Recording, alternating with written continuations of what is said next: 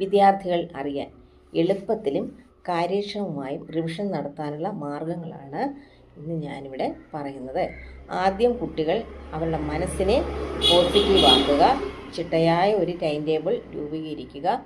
ഓരോ പാഠഭാഗം പഠിച്ചു കഴിയുമ്പോഴും അതിൻ്റെ പോയിന്റുകൾ നമ്മൾ ബുക്കിൽ കുറിച്ചിടുക. ഇത് പരീക്ഷ എടുക്കുമ്പോൾ നമുക്കത് പ്രയോജനം ചെയ്യും. ആത്മാർത്ഥതയും ആത്മവിശ്വാസവും അത്യന്താപേക്ഷിതമാണ്. നിങ്ങൾക്ക് ബുദ്ധിമുട്ട് തോന്നുന്ന വിഷയം ആദ്യം തന്നെ പഠിച്ചു തീർക്കുക. ഇതിലൂടെ നിങ്ങൾക്ക് ബാക്കിയുള്ളവ പഠിക്കാനുള്ള ആത്മവിശ്വാസവും ഉത്സാഹവും ലഭിക്കും. മുൻ വർഷങ്ങളിലെ ചോദ്യപേപ്പറുകൾ പരിശീലിക്കുക. ഇതിലൂടെ ചോദ്യഘടനയും മാതൃകയും മനസ്സിലാക്കുവാൻ സാധിക്കും. മാത്സ്, ഫിസിക്സ്, കെമിസ്ട്രി വിഷയങ്ങൾ കൂടുതൽ സമയം ചിലവാക്കി പഠിക്കുമ്പോൾ ലാംഗ്വേജ് വിഷയങ്ങളെ നിങ്ങൾ തള്ളിക്കളയരുത്.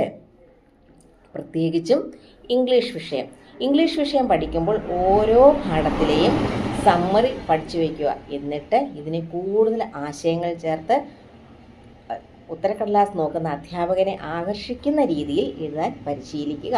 നല്ല കയ്യക്ഷരം രൂപീകരിക്കുക. വൃത്തിയായി എഴുതാൻ ശീലിക്കുക. പരീക്ഷയ്ക്ക് പ്രധാനപ്പെട്ട പോയിന്റുകളിൽ അടിയിൽ വരയിടാൻ മറക്കരുത്. അത് കൂടുതൽ മാർക്ക് നേടാൻ സാധിക്കും. സയൻസ് വിഷയങ്ങൾക്ക് ചോദ്യത്തിന് തക്കതായ പോയിന്റുകൾ എഴുതിയാലും മതി.